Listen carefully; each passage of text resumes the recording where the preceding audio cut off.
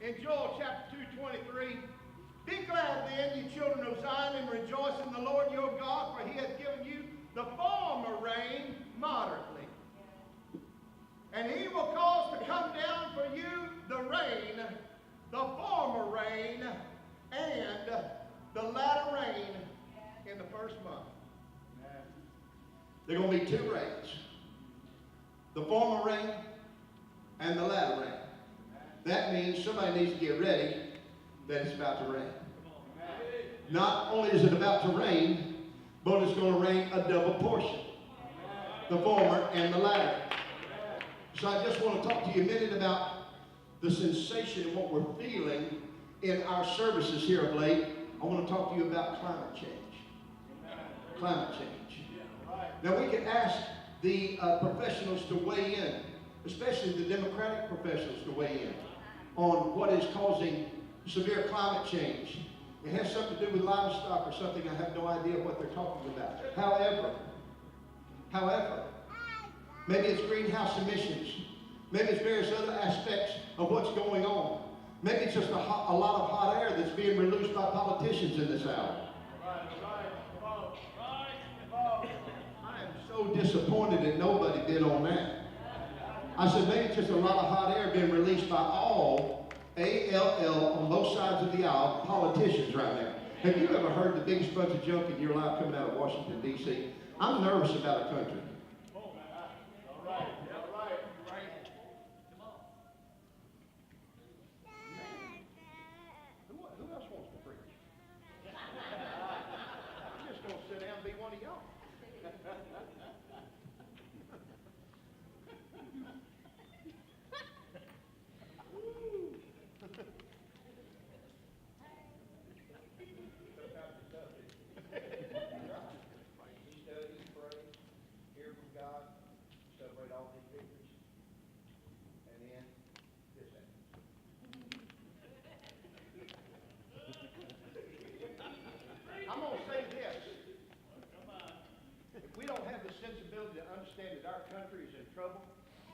Our nation is in the greatest peril that it's ever been in the inception of the entire United States. We better wake up from this coma that we're in. We better understand that the climate has changed in the United States.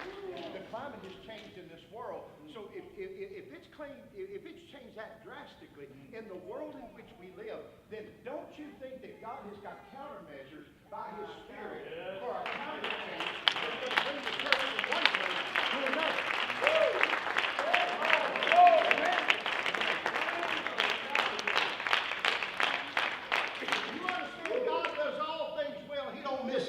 Honey, and He's got it all in His hand. And here's the thing. If it's going on in this world, then He's got a countermeasure that's greater than anything that's going on in this world today. So if you're disenchanted with the political system, if you're disenchanted with our nation, if you're disenchanted with its leaders, then you need to get your eyes on Jesus. The ultimate, the end all, be all, the Alpha, the Omega, the beginning of the end. He has the final say, the final word, the final authority. You know, if there ever was a time to run to God, it's now. It's now. Amen. I want to be in the storehouse of faith. I don't want to be locked outside the church in doubt, fear, and unbelief. But I want to be a believer. Can somebody say amen? I want to be a believer in this message, a believer in this gospel. I want to be a believer in the truth. I don't want to be locked outside the blessings and the mercy of God.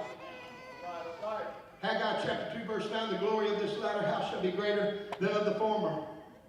Who said that? Said the Lord of hosts. In this place I will give peace, said the Lord of hosts. Everything about God is progressive. He's always moving forward. Can somebody say amen? He's always building. He's always outdoing Himself. Aren't you glad we serve a God like that? Jesus Christ's miracle ministry started with the smallest of miracles, but it was one of the greatest things that He had ever done today. Therefore, it established Him among the people as being a miracle-working God. I have just brought a cavalcade of individuals before you that received their miracle from God. And if they are not living witnesses, I don't know who is. But the Bible said, "You shall be witnesses unto me in Jerusalem, Judea, Samaria, and the uttermost parts of the earth." And somebody needs to be standing upon the value of their witness.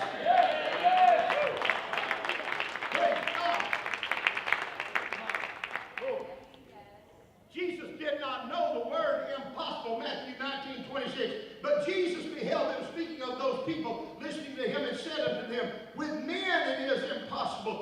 with God, all, everybody say all things are possible. Mark chapter 9:23, Jesus said to him, if thou canst believe, all things are possible with him that believeth. Now listen, it's simply believe. Simply believe and then act by faith. Come on, simply believe and act by faith. It's like pulling up to Whataburger. Simply believe they still have some hamburgers in there. But you can sit out in your car all day long and believe that there's a hamburger inside. But until you get some faith and open the door and walk in there and pay the price, you will not receive the reward. Amen.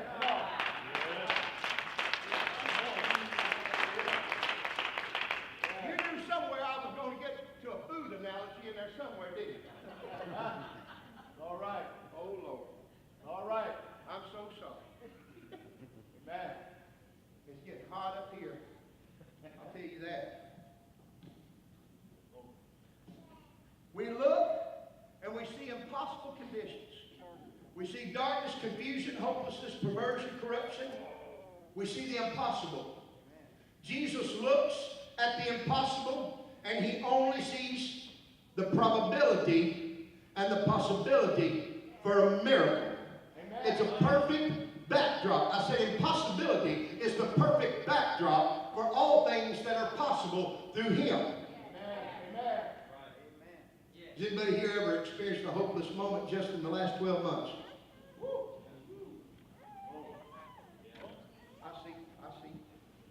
I see hopeless moment last 12 months. You maybe sit in your house, sit in your car. Maybe you sit there with a bottle of pills. Maybe you sit there with a gun in your hand. Maybe you sit there, I don't know what you sit there with, but you sat there and you faced a hopeless moment. Come on, man, I ain't just talking about it. I'm here to tell you we experience this stuff every day. You thought I don't have any idea what I'm going to do. I don't have any idea where to turn. I don't have any idea what I need to do from here. You know what? What you need to do is abandon the fact that it seems impossible, but it's not impossible. I said it seems impossible, and that is something that knocks on every heart's door, but it is not impossible to them that love him.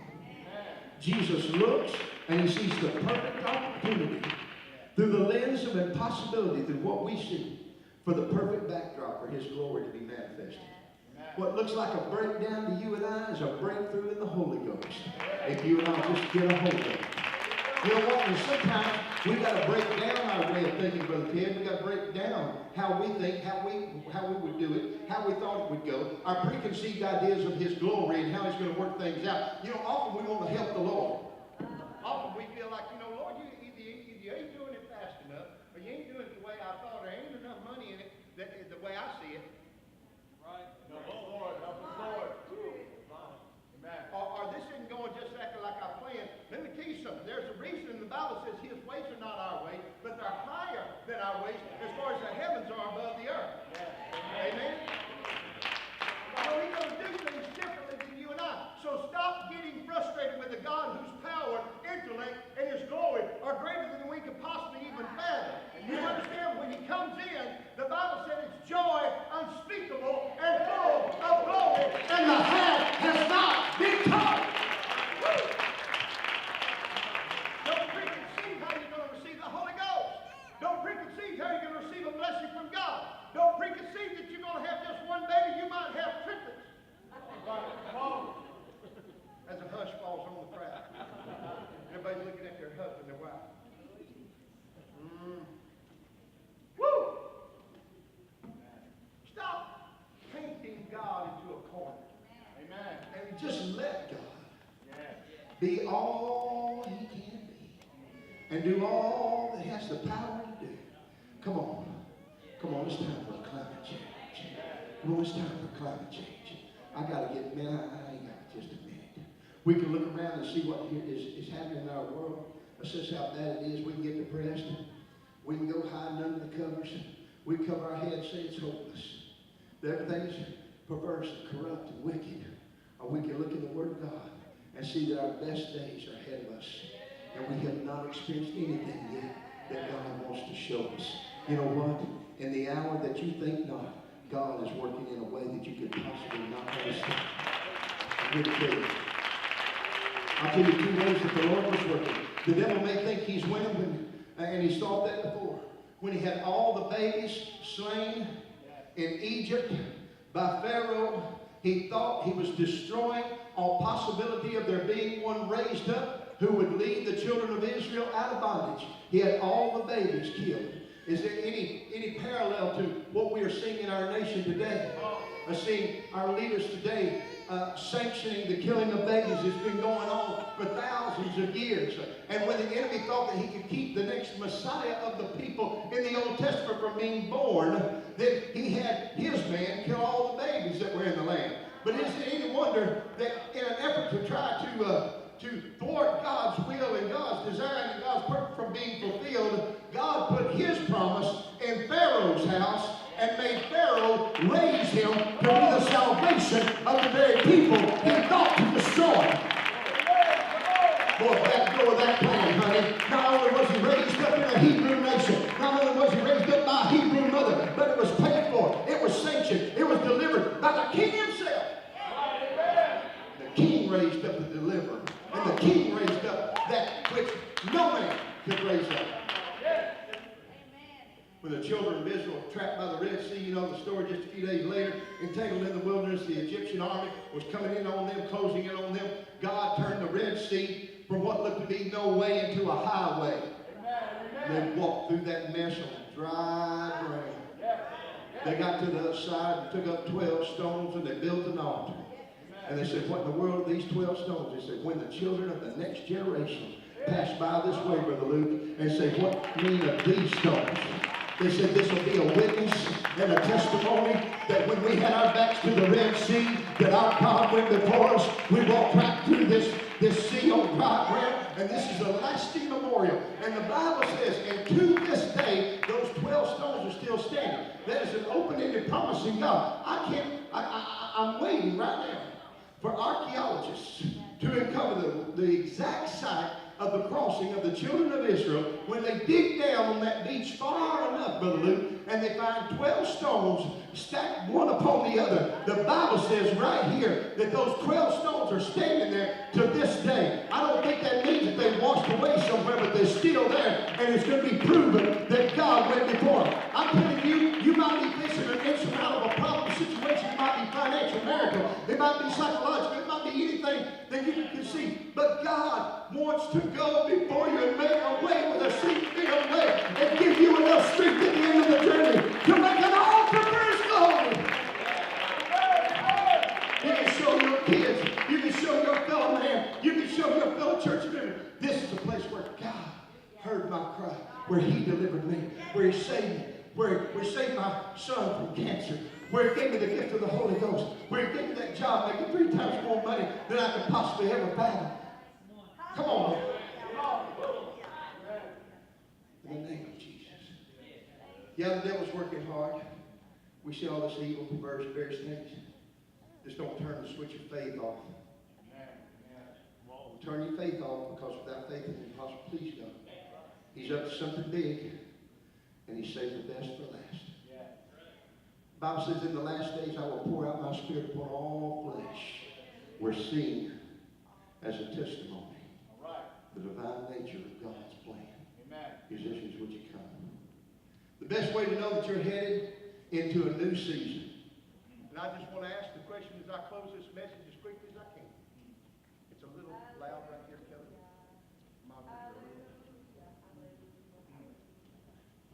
Is there anybody here that you are tired of the season that you're currently in? Would you have enough courage to raise your hand and say, I'm kind of tired of the season I'm currently in? Boy, I preached the right message today. I'm kind of currently tired of the season that I'm in. Okay. Well, some of you back there, both hands. Now, how many of you would like to enter a new season? A new season. Sister Aguilar, your children all holding their hand up. Woo, glory. Well, get ready.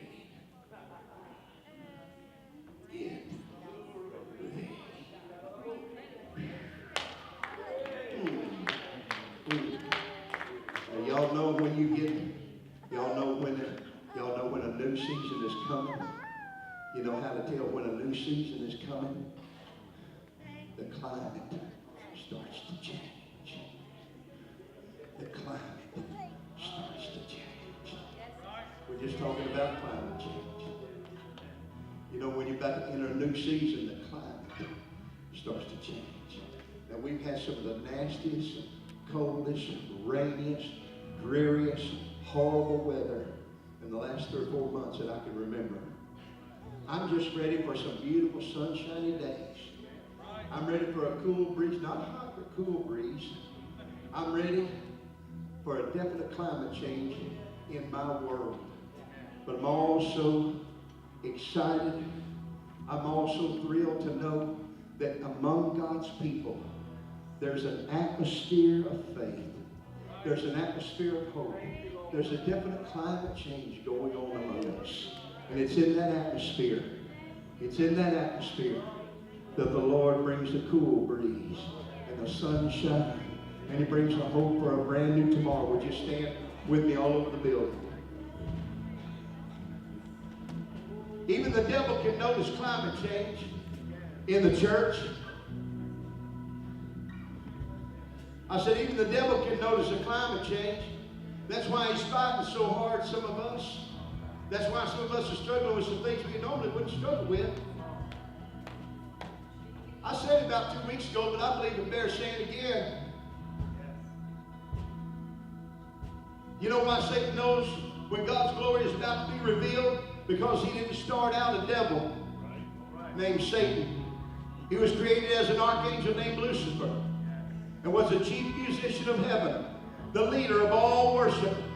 He was not God, however, he had the insight on when God was about to reveal His glory.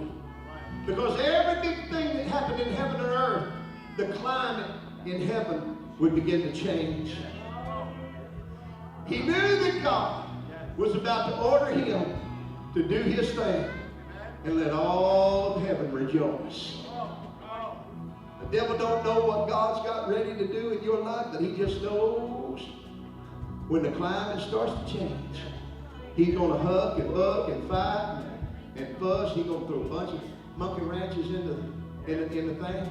I'll tell you this, greater is He that's in us than he that is in this world.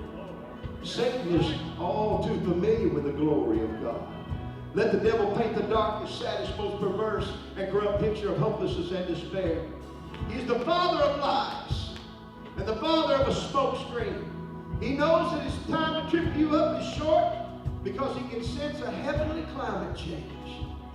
God is about to turn all of the backdrop that you've seen so far into the greatest display of His glory that you have ever seen. Galatians chapter 6 verse 9 says this, and be not weary in well-doing, for in due season ye shall reap if we faint not. Would you close your eyes? They're getting ready to sing right now. I said they're getting ready to sing right now.